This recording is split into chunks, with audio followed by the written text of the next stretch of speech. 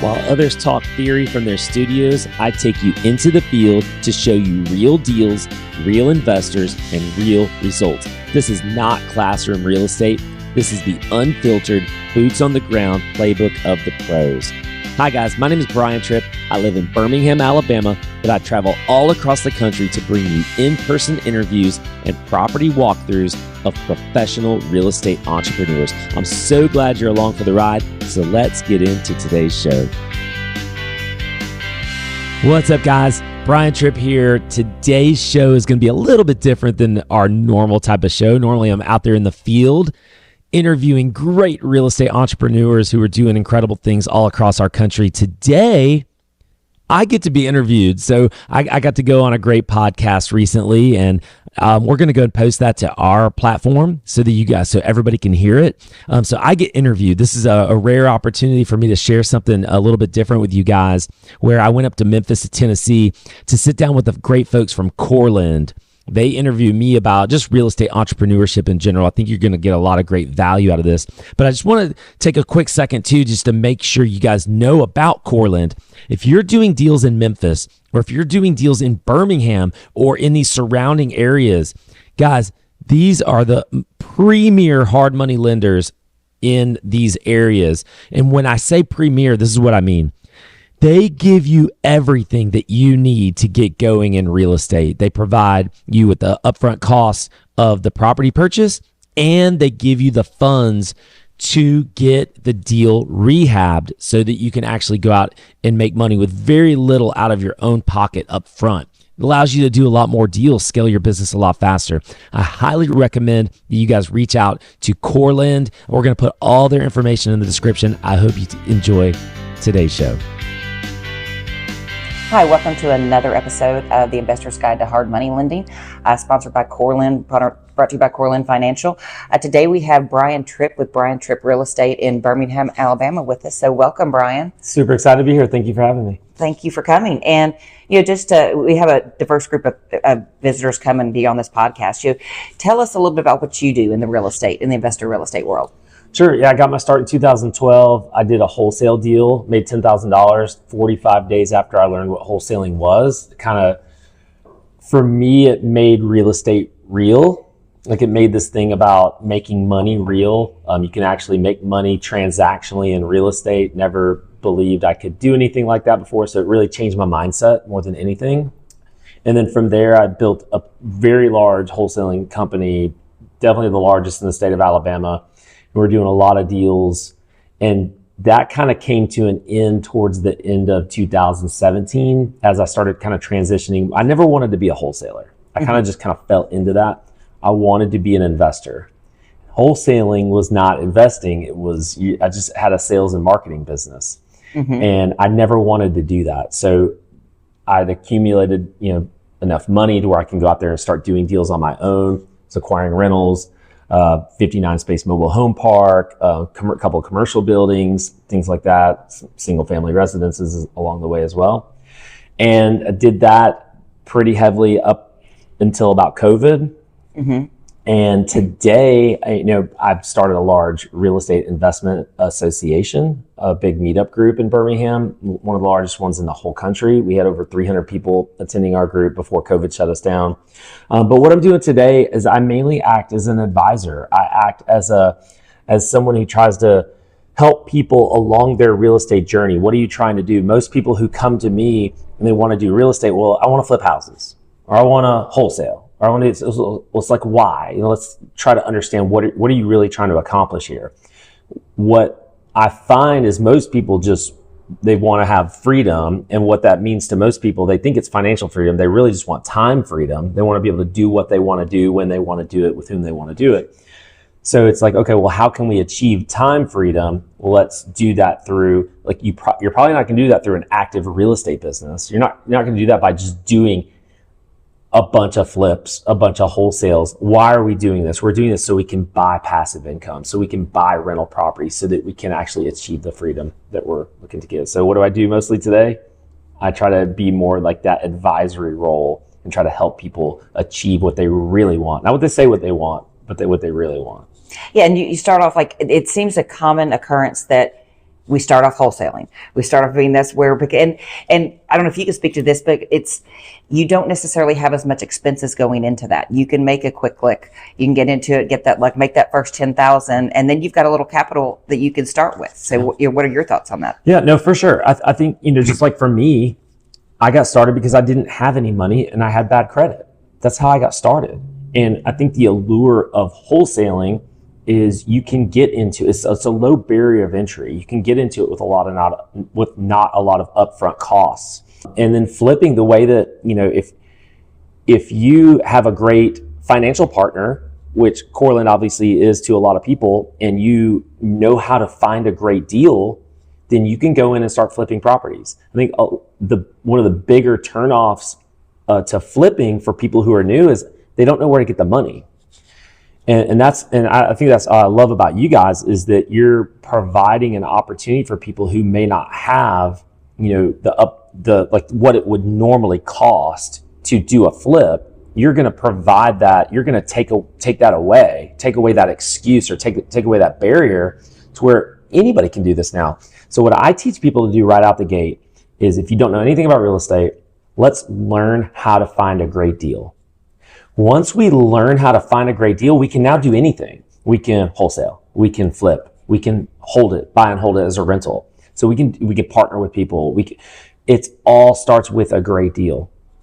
Now, how do you go about finding these great deals? Because I spend a lot of time talking to our borrowers about, okay, we need to analyze this deal. What does it look like? What is your exit strategy? What are your thoughts on what does a great deal look like?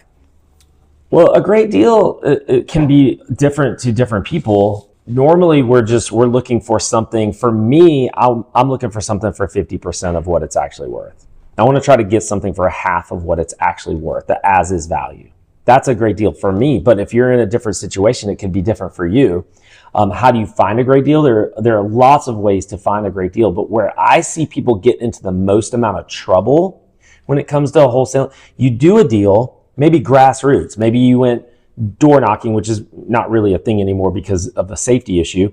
But maybe you're cold calling. Maybe you're driving for dollars. You're driving around looking, you see something that's obviously vacant and you just skip trace and you find the owner and you just cold call them or send them a cold text. Those are some great kind of grassroots, low, cheap, if not free ways to find great deals. But where I see people get into the most amount of trouble is they'll do their first deal. They'll make a nice $5,000, $10,000, $15,000, and they want to try to take that money and quote unquote reinvest it into marketing. And now we're going to spend thousands and thousands and thousands of dollars into something that you're not even good at it. You don't even know how to talk to a seller, and you're going to spend thousands of dollars on all these leads that are coming in, and you don't even know how to talk to a seller. You don't know how to negotiate. You don't know sales. You've got no sales training. And so you're spending all this money on these leads that it's going to lead you nowhere. And all that money you just made is now going to evaporate quickly. So what I suggest to people who are just starting out, let's learn the foundations of real estate. Let's learn our streets. If we're in Memphis or if we're in Birmingham like I'm in, let's pick a pocket, let's pick an area, and let's learn this area, and let's drive this area so we know every single vacant house that's in this zip code or that's in this small little pocket. Let's learn this area first. And I want to do this.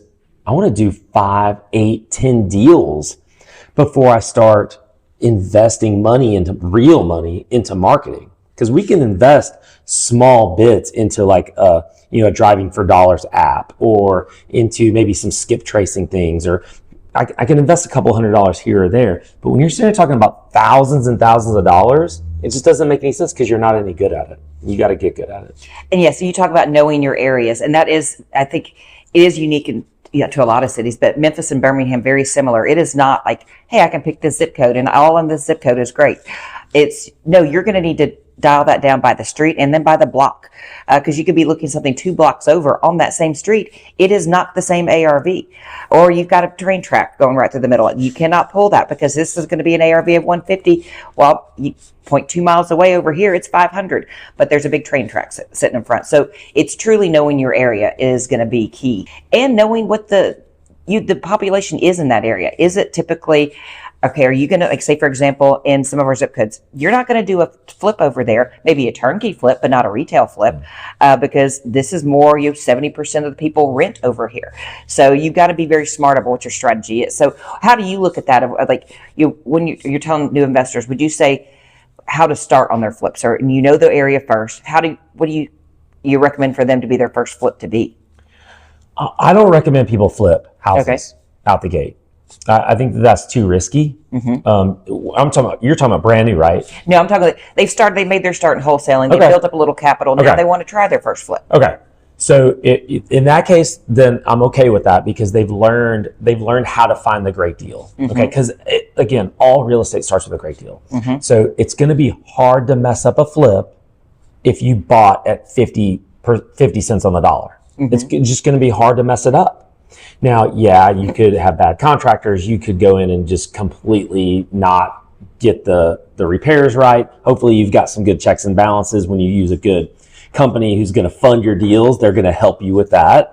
But hopefully we've checked against that. But as far like what you were saying about your area, Birmingham, I guess Memphis is too, it is absolutely street by street. You can't just say, hey, this zip code. Now, in the higher retail areas, it's maybe more like that. But when you're talking about, like, Birmingham's a cash flow market. Memphis is a cash flow market. People invest in Memphis for cash flow. That's why they're coming here if they're coming here from out of state. Same with Birmingham. If they're coming into Birmingham, they're not coming there to flip houses. They're coming there to buy and hold. So they want to buy at a great price, and they want to have great rents, and they want to do a good job of the rehab. They want to buy on a good street. They want all these different factors that Birmingham's known for.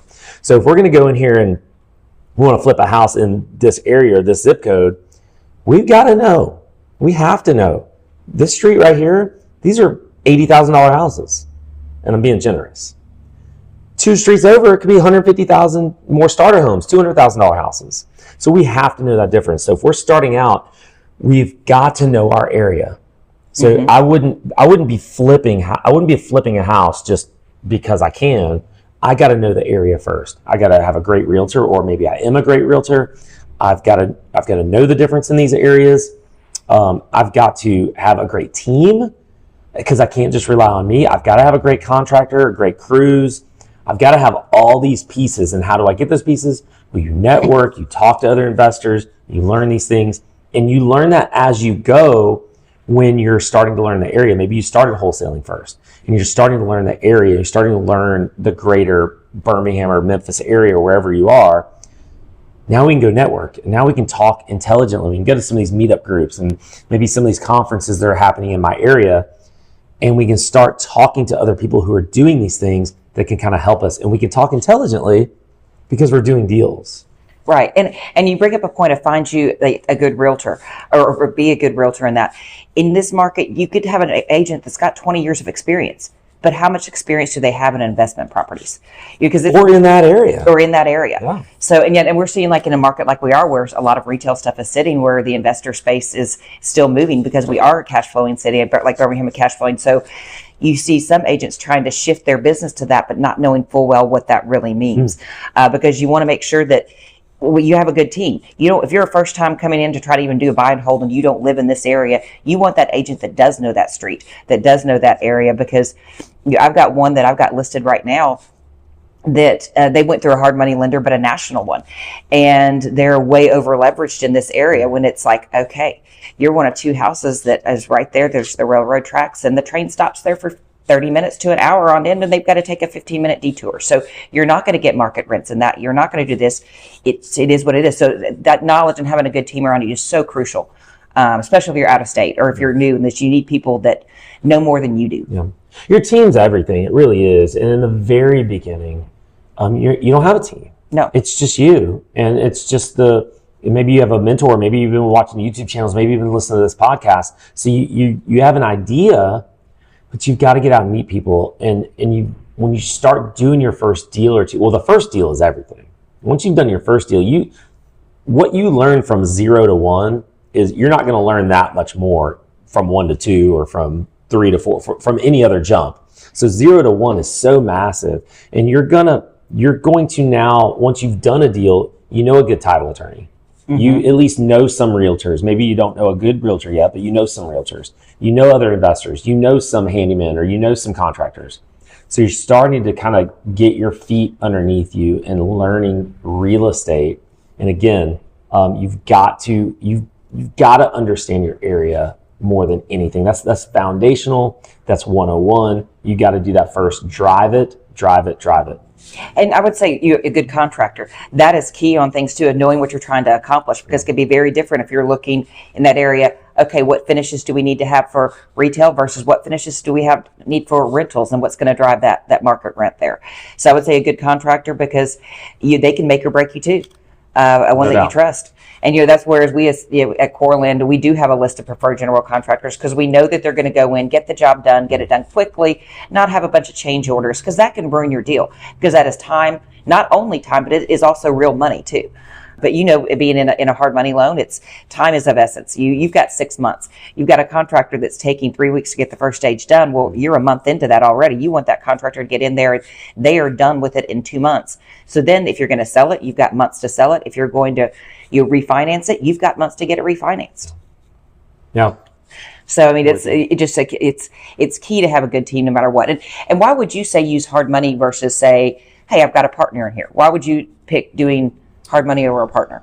This is the part of real estate that I hesitate to say is the most important, but it's certainly so key, and there's so many different routes you can go, and it's what you choose is going to make or break your deal in a lot of cases. You buy right, then that solves a lot of problems down the road. Yes. So that's number one. But number two is, what financing are we putting in place? Like, why would we maybe get the seller to hold the note, while we rehab this thing, versus, or go get a bank loan, go get a hard money loan, use a private individual. We can lay all these out. They're all useful. They're all useful in their own right. Why would I use a hard money loan? Hard money loan for me personally is speed, the ease, the convenience, especially if you already have a relationship with this company. Whatever company you're using, hopefully it's Coreland. But if you're using Coreland, the first one is always going to be the one that you've got the most paperwork, you've got the most, just because they have to get to know you, they have to get to know your deal, they have to get to know, you have to build a relationship. It's relationship based. But once I've done, you would speak to this more than I would, but if I've done 5 loans with you and they've all been successful, what's the likelihood that you're going to lend to me on the 6th time? Oh, 100%. And you're probably going to get, it's going to be even easier, because we know your program. We know you're going to get that approval because you've done what you've said you're going to do. Right. And it keeps getting easier and easier and easier. So it's all of these different things. If you're using a bank loan, what the great thing about a bank loan is the interest rate's probably going to be a lot better, right? It's going to be more, it's going to take you a little bit more time to get that. It's not like I can just, hey, let's go. Let's get this thing done. That's the benefit of having a hard money lender, is the speed and the ease, especially the more you do with them and the better the relationship you build with them. Yes, and you talk about speed, because a lot of people like to say that hard money is the same as cash. In the speed, yes, but we ran into a bar. It's like they're closing attorneys like, we've got to have an amendment. This isn't cash. It's still a loan.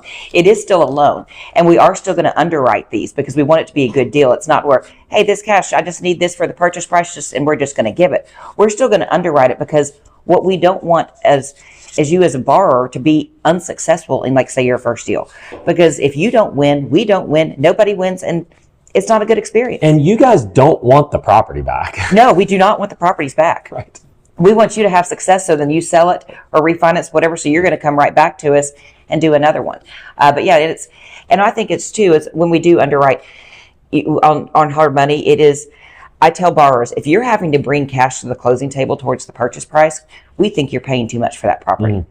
Because it's like, if you're using hard money, you typically don't want to bring a lot to the closing table, and you've got a higher ARV than what you think you're going to. Yep. And I think what's happening right now, just because of the economy we're in and the real estate landscape that we're kind of in right now, and I'm speaking more holistically, nationally. I don't know Memphis specifically, but I've talked to a lot of people in this region, and they all kind of agree that things aren't what they were a year and a half ago, 2 years ago. No. Right?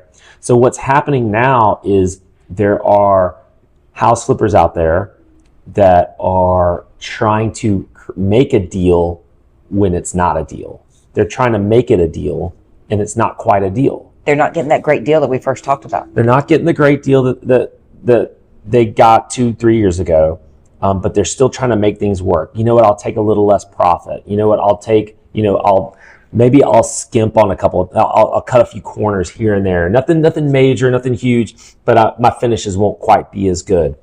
Well, what's happening now, and this is foundational. This goes back to the single most important thing in real estate. If you're not buying it right, you're going to have problems in the end. You're going to have stress at the end.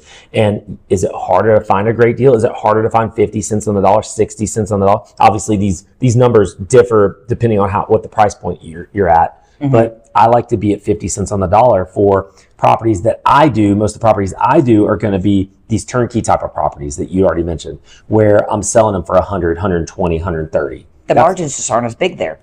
But they are if I'm buying them for 50 cents on the dollar. Yes. And so that's, for me, that's kind of like my go-to. I can't deviate. Once I start deviating from that principle, now I'm going to start having a lot of problems on the back end. I'm going to start having issues with whoever my loan is with, if I have a loan. Because you got to get it appraised once you're trying to get it sent out there. And you got to worry about, if you're getting at 50 cents on the dollar, you're not worried about that property appraising when it's been rehabbed, because it's going to appraise. But if I don't think I'm ever going to be, and I think that this is the point where we need to get to as an investor. You can't be at the point to where you're worrying about it appraising.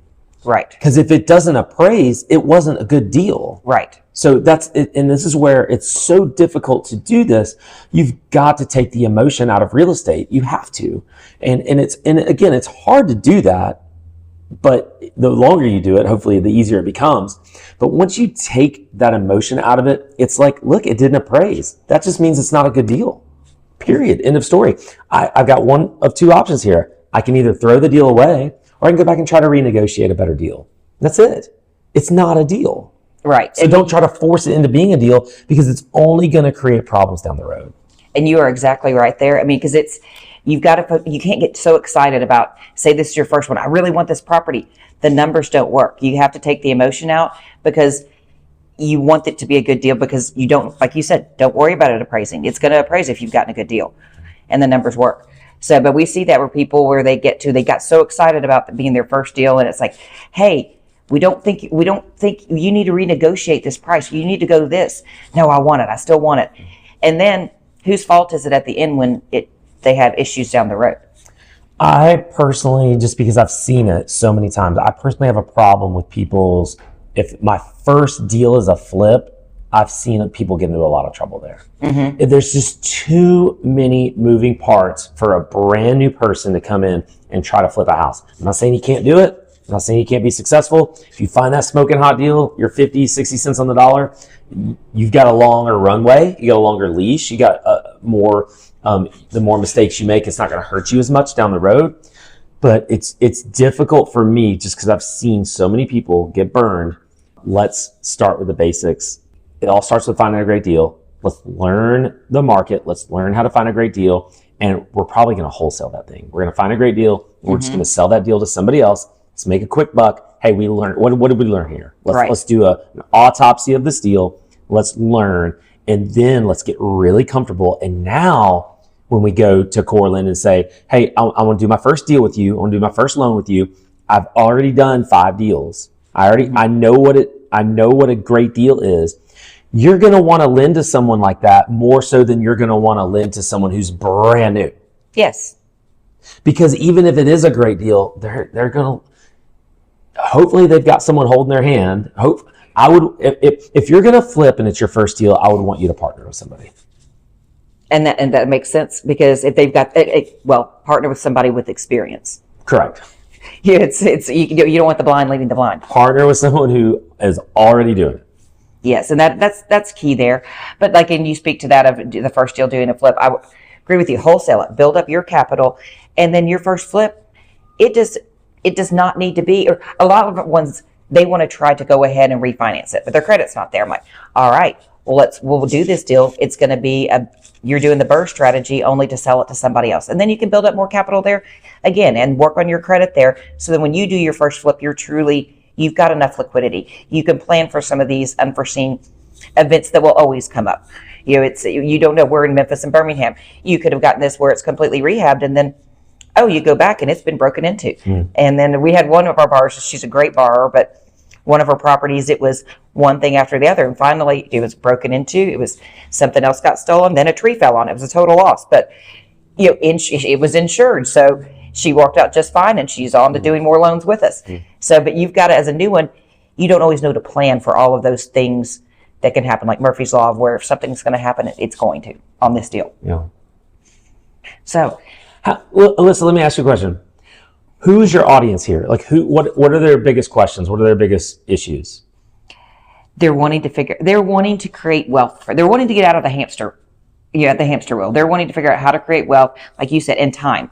Being able to spend time with their kids. They want to create a retirement, or they want to create generational wealth for their kids. They want to leave something want to leave a legacy for their kids. Yeah. So, and I love that. And I think that's a lot of people's reasons why. Well, let's understand things first. Wholesaling is a transactional, active real estate business. Flipping a house is a transactional, active real estate business. That's a job. These are jobs, and there's nothing wrong with that. Right. That's fine. That's great. You've got to start somewhere, and you've got to build capital. Most people need to build capital up. But why are we in real estate to begin with? We're in it. You want the generational wealth. You want these things that you want. How are you going to achieve those things? You're not going to achieve those things with an active real estate business. You're not. You're going to achieve those things with buying passive investments, probably real estate. Real estate is probably the best investment I know of. Nothing has gone up over time like real estate, but there's nothing wrong with flipping houses. It's a great tool. It's a great thing to use to get more capital so that you can go and buy more rental property, more passive income. And that's where you say, why are a lot of these people starting? I see a lot of people that are younger now, but a lot of ones that are in their 40s, or they're all the way into their career. And we saw our parents' generation, they lived on pensions when they retired. Yeah. Well, we've got a whole other generation starting to think about their own retirement. Like, I don't have that pension. Right. Is Social Security going to be there? We've seen the recession hit. You saw our parents' generation where their stocks were impacted and their 401ks were wiped out.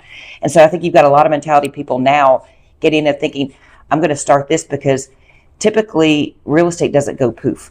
And if it does, hopefully you've got insurance on it to where if it catches fire and burns to the ground.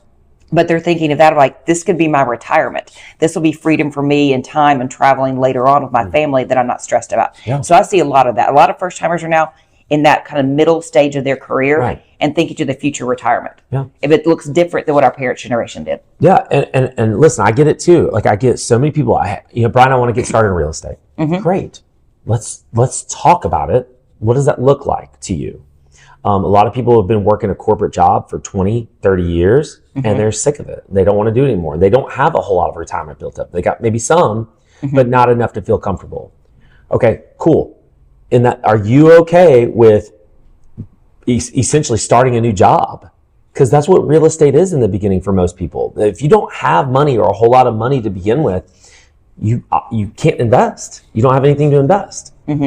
So what are we? We now have a job. And again, there's nothing wrong with that. We just got to know that going into it. And there are very few companies, active real estate companies, wholesale companies, fix and flip companies that are sellable and that have sold. So that's probably not what you're going to be doing. I'm not saying they don't exist. There have been a few, but that's probably not what we're doing here. We're probably not building a wholesale business to sell. We're probably not building a rehabbing business to sell one day. Those things they exist sort of, but they don't really exist. So we got to know going into this that, hey, we're doing these things to reach an end. Okay. It's a means to get to an end. And that end is a portfolio of properties. I don't know of any better way. And it doesn't take, Alyssa, it doesn't take as many as people think. You go out here, even if you have good credit and you have a good W-2 job, you can go out here and get a loan on a $200,000 property that's going to rent for what? $1,800, $1,750, something like that. and it's a good property, probably a newer property, maybe even a new build. Maybe it's newer construction. Got a lot of those going on. Builders are building to rent. If you have 10 of those, Alyssa, and they're paid off, you put them on 15-year notes and you don't cash flow them for 15 years because you don't need them. You don't need the cash flow. Right. You've got your W-2. You get 10 of these, they're going to appreciate. There's your pension right there. There's your pension. They're going to appreciate. The rents are going to be completely tax-free for the most part because of depreciation. You've got the principal pay down. Your tenant's paying everything down. Mm-hmm. What else do you need? You only need about 10 of those good properties. So people keep trying to overcomplicate real estate. We can take some wholesale, we can take some fix and flips, we can add fuel to the fire. Let's get an extra 30,000 here. Let's get an extra 40,000 here. Let's put that down on a new property. Mm-hmm. Let's do a few flips so we can let's expedite this. But it's not complicated. People try to, I know personally, this has just happened over the past 2 or 3 weeks. 3 different people have told me that they're quitting real estate, or they've quit real estate. They've gone in debt through marketing. Imagine that. I went in debt. I went hundreds of thousands of dollars into debt from marketing to try to find deals. It's insane to me. I don't even understand it. When you can drive for dollars.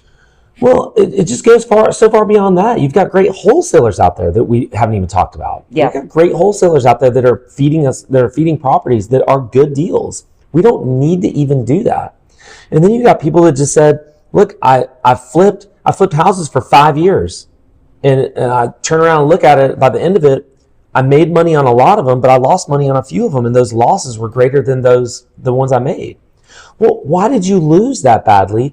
And we go back and we look at it, and it's like, well, we didn't buy right. That is the key. It goes back to that buying right. So the people are think that real estate, some of these people that think that I'm out of real estate now because it doesn't work or whatever no. It's not complicated. You're complicated. This is not a complicated business. We wholesale and or flip in order to get more money to buy more passive income. That's the game. That's the game. I don't know of anyone else out there there's been some people who've built successful businesses, like real estate businesses, whether it's a brokerage or a property management company or a lending company. People have done these, ancillary services and they've built businesses out of that. Cool. But when you start talking about real estate, I don't know of any successful real estate person that hasn't done that business model. It's we flip and or wholesale to get money to buy passive income. That's it. We cannot overcomplicate this. And I don't understand why more licensed realtors don't think of that, because at the end of the day, if you're just a licensed realtor and you've never used your knowledge to build your rental portfolio, then when you're done, you're done. Versus now you don't have all this passive income. I made a whole video about realtors where they have the golden goose in their hand. Where do these sellers, you can do all the great marketing that you want to. Most sellers that have a distressed property, their number one go-to is still a realtor. Yeah, I'll give you an example on one of these. It was a property that it came through with us being primarily investment brokerage. Anyway, it was a property over in Raleigh. I was going to list it. And I told her from the beginning, I said, I'm going to put an offer in on this property, but I want you to get the highest dollar amount. If that's my offer, then so be it. So we listed it. Mine happened to be the best offer because I could also change my commission structure where it would work. I will only take this because I have the vested interest. But at the end of the day, my offer netted her the most money for it. And she was happy as anything with it. So it's like you get an opportunity as an agent to find a distressed property. Hey, how can you parlay that into one of your own buy and hold rentals where you go and do it? And it worked out. Now we've got it rented. We're all in. We're greater than the 1% rule for the property, and it's a fantastic deal. That's great. So it's like you're parlaying where these use your knowledge to build your own wealth, not always for somebody else. For sure. So tell me about your biggest horror story. You've been through a lot. Tell me about your biggest horror story you have. In real estate, my biggest horror story.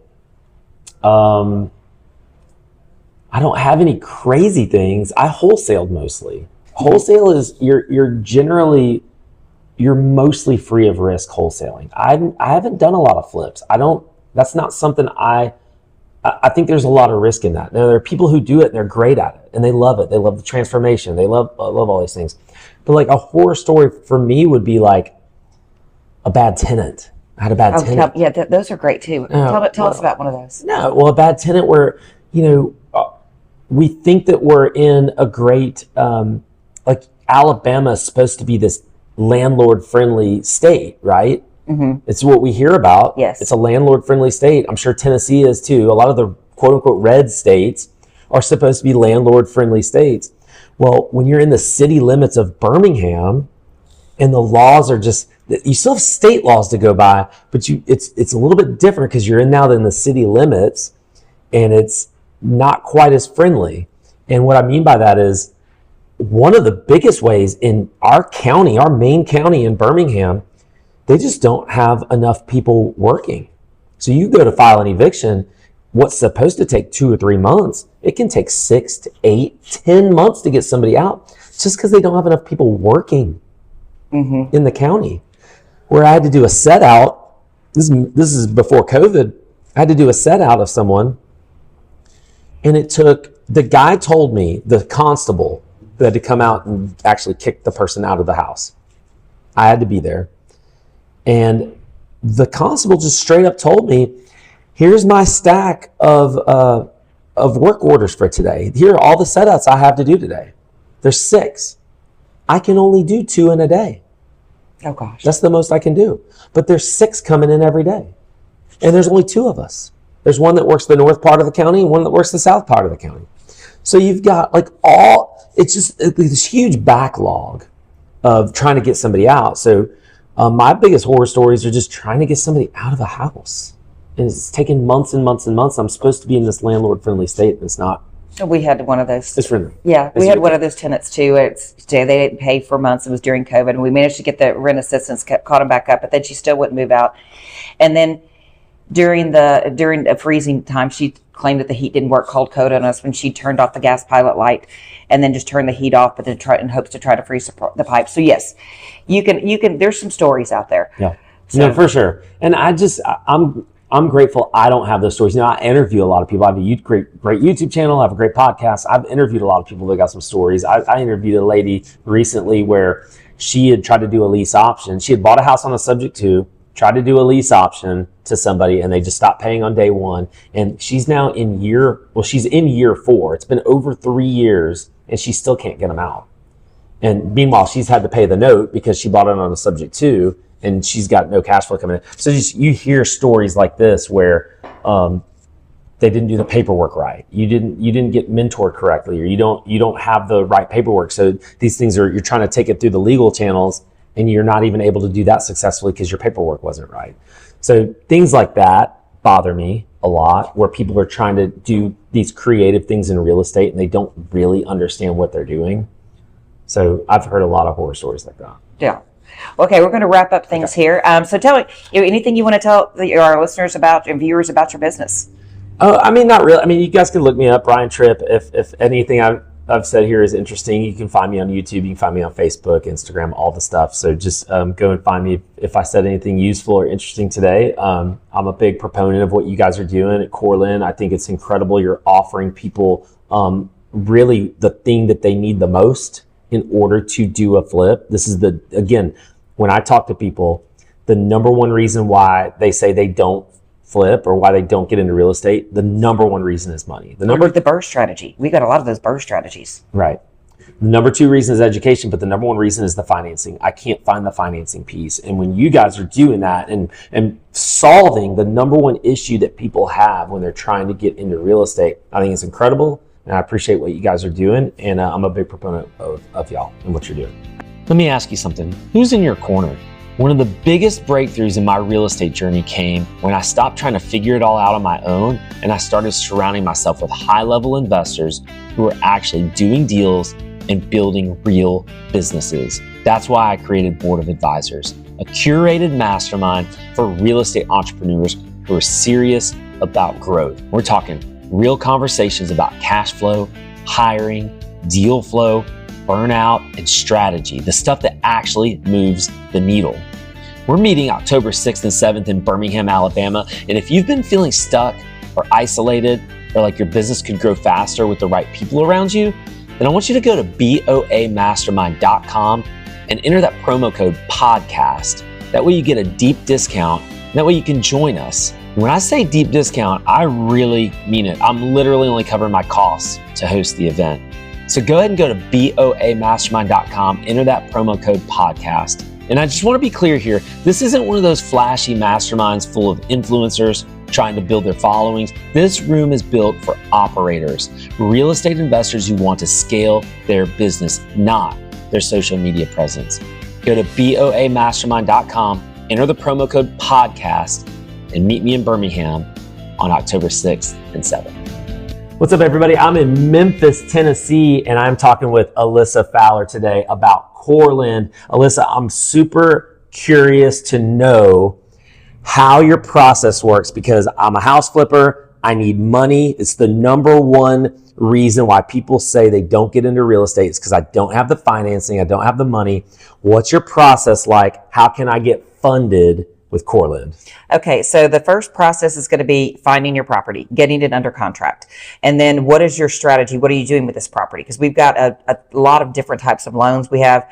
First one we have is transactional, or if you're a wholesaler, you need to double close on something or you need to season it for 30 to 60 days before you sell it to that end buyer, then we can do that, which it's 1 point per month origination fee on those. We've got our bridge loan, which it's those that, hey, I'm wanting to buy a rental property but it needs a rehab and a bank's not going to lend on that. So we've got our 6-month bridge loan that will fund up to 100% of purchase price and rehab, so long as it's 75% LTV of the ARV. Meaning, in short terms, easy math, if the property is worth $200,000 at the end, we can lend up to $150,000 on it.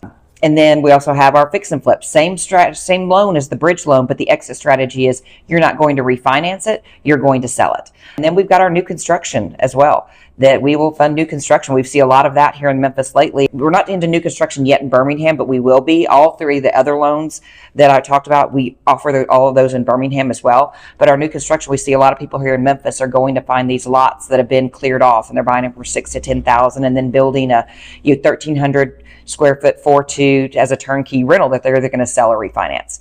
So those are some of the things. And so it's as easy as putting in the application, and we just require that you have 10% liquidity of whatever loan amount you're requesting. Gotcha. Okay. So let's talk specific. I want to talk to a couple of different camps, a couple of different things that you just said there. Specifically, I want to talk about the person who maybe has a little bit of experience. They've rehabbed 5 to 10 properties minimum, and they want to get funded on a rehab project. They've already identified, they think it's a great deal. What do I do next? You go to our website at corelendfinancial.com and fill out the application.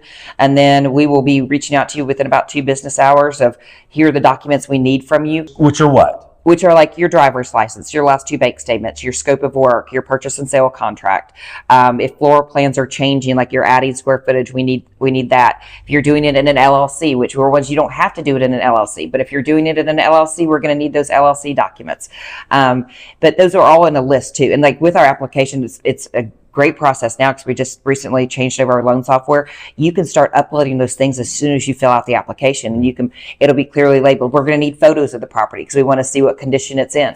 So and then your first time, it's typically going to take a little longer because we don't have those LLC docs already. You're on your 5th one. We can just change the LLC docs over and add this to the new application. So first deal takes a little longer than the subsequent deals. So I've got to get all my paperwork in. This is going to be, doesn't matter really who your lender is at this point. They're going to require, you're using a bank, even if you're using a private individual, they're all going to require something, right? Yes. So you've got to get the docs in. Once I've got all those, and that's a lot. The first one's always going to be the hardest one because you've never done a deal with them. You got to get all that information in. Once I've got that in, how long before I hear back from you? How long before you make a decision? What do you need to make a decision? Once we have everything we need from you, you're going to know of a decision within 48 hours.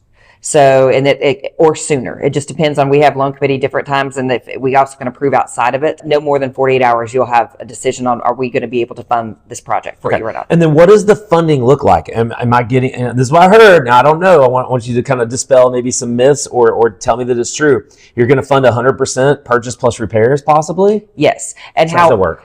So this is where people get the most kind of confused. Like, I just need you to fund the purchase price. I've got the rehab money set aside.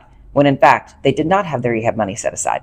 So we fund the rehab first. So when I talk to you about that, say that 200 ARV, if your rehab is $50,000, then we have $100,000 left till we can fund towards the purchase price.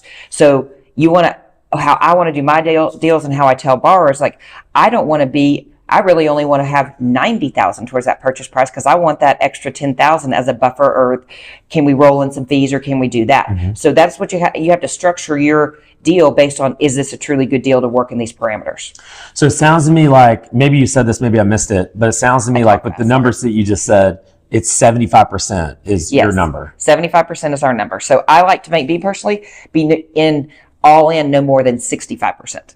All in meaning purchase plus repairs plus any fees. Yes. I want to be in for, if you're in for under 75%, you're going to fund the whole thing. Yes. That's pretty good. I don't know many loan companies that are doing that. And there's not a down payment. So it's like you have a lot of them that you're still going to require 10% down payment. No, it is, we can fund it all. Yeah. So what does the draw schedule look like? So if I've got a good scope of work that I'm getting to you, what does it look like? You funded at closing, you funded the purchase of the property. Now I got to get started on the rehab. I got to get started right away. What does that draw schedule look like? A couple different ways that works. And this is to protect our borrowers and protect us as the lender as well. So you get everything funded, the purchase price. If you are not a licensed and bonded contractor, or you're using one that's not licensed and bonded being the key word here, then we can do you an advance of up to $5,000, to get started for purchasing materials and doing that. And then we work more in a reimbursement process. If you have a contractor that's licensed and bonded, or is like one of our preferred general contractors, we can do advances up to 20% up to $25,000. And that goes with being bonded. It's kind of an insurance policy, because what we don't want you to get into a situation where a contractor gets this $25,000 advance and they said, see you later, and they're gone. And so it's risk. So let's explain the difference, because I don't even think I know. What's the difference between being insured and licensed and being bonded? Bonded, it's basically you have a certification of this to where, and we say up to $25,000, because that's the amount that we could go after them, or you could go after them for taking your money, and where you haven't just lost this $25,000. They're not bonded with that. There's a good chance your money's just gone, or you're fighting it out for a lot, and it's a lot of time, and time is money. So it's those policies are there to protect you. But we do process draw, even on the reimbursement thing though, we process draws daily, and there's no draw fee either. So, which I think that's a pretty good thing, where we do same day draws. Now, Derek, he's our GC within Coreland as well. If you want a same day draw, you do not need to be telling that to us at 3:00 on a Friday afternoon. It needs to be in before like 9 a.m. that same day. Yeah. Okay, so we talked about the person who's got a little bit of experience. Is there any difference at all if I'm brand new? Is there any additional part of your process to kind of vet someone who's never done a deal before? If you are not using one of our preferred general contractors, then we are going to require a secondary scope of work, because from one of our preferred general contractors who we have worked with, because that is once again to protect, but it's a pretty nominal fee of like $250 here, $500 in Birmingham. And that is to protect you, because your general contractor came in with a scope of $25,000. Well, that number looks great. Our preferred GC general contractor that we sent to do the secondary, it came in at $45,000. That's a pretty significant difference. And that can kill your numbers, because what looked like it was a good deal really wasn't a good deal for you. Right. So that's kind of what we do. But once you've done that first one, once you've really done one of these, whichever strategy it is, and you've paid off the loan, that goes a long way. We're not, hey, you did what you said you were going to do. So the second one, we don't require that unless it's over $50,000. Any scope of work over $50,000, we're going to require a secondary, unless it is that scope is from our preferred GCs, and we have a list of those. Gotcha. How do you get that list? I'm just curious to know. With investors. With us, it's been in Memphis, it's taken a long time. It's been trial and error over years of looking at it. They've consistently, when a property we have had to take back, and we've had to finish it out, they've done quality work for us to finish it out, for then us to try to unload that property. In Birmingham, it's been looking for those that have had a lot of experience in Birmingham doing these, of who did they recommend. And then, okay, now we're actually using these scopes, make sense. And okay, now they're actually doing a project. So kind of experience, time. Now, the question I feel like a lot of people want to know, and I hesitate to even ask this, but because it could probably vary, but interest rates, like what are you charging? What do the fees look like? What's the interest look like on a fix and flip loan specifically? So our origination, it's going to be 5 points to start with. Once you pay off 5 properties with us, you get a discount of, it goes down to 4 points, or say, and then in some cases we can go down to 3, but that's going to be like you're doing a 10% down payment. You paid off 5 properties. You can't come out of the gate and get, hey, what discounts? None. So we've got to be able to trust you on that. Interest rates, it's going to start at 1% per month, so 12% points, and it goes up to 14.5%, basically depending on what your experience as a borrower is. Gotcha. Like, if it's your first one and you've never been in real estate before, it's a riskier loan for us, so it's probably going to be at that 14.5%. Yeah. Okay, so you are in Tennessee, the whole entire state of Tennessee? No, just Memphis, and within about an hour radius. Because a lot of it's bandwidth for us, of where we still want to ensure success. Like, if we don't know that market as well, it's like, how can we ensure success for you and for us? Right, for sure. So we are within Memphis in an hour radius. So think Oxford, Mississippi, Horn Lake, Mississippi, Jonesboro, Arkansas, Paragould, Arkansas, West Memphis, and then we are in Birmingham, Alabama, and kind of the surrounding areas of that. So think of Tuscaloosa, in those areas. As far as north as, would you go as far as Huntsville? Huntsville's probably going to be out of our area right now. It's kind of right on that hour cusp. Because you look at it even from the Memphis market, Huntsville's a different market, because my husband's from Corinth, Mississippi, so we had a lot of family that went to UNA over. Wow, yeah. So over in that area. So that's a little outside of our. That's outside of our. Okay, so area right we're now. really Birmingham, Tuscaloosa. There's really, Huntsville's probably a little too far north. Montgomery's probably a little too far south. Right. So you're probably just central. That's central Alabama area. Yeah, that's central Alabama. Talladega. We'll go there. Gotcha. Hey, let me know if you have any deals in Talladega or in Calhoun County. We haven't done one of those yet. Talladega. Love to do one. Right. Let's go during the. Very good. Anything I'm missing, Alyssa? Anything I forgot to ask you about? Not a key thing is be aware of your time. That clock starts ticking as soon as that it's funded. So you've got 6 months, and at the end of 6 months, that interest rate doubles. Nobody wants that to happen. So time is of essence, to where you want to get that either refinanced, sold, whatever, within that 6 month time. And it's a hard money loan at the end of the day. Right.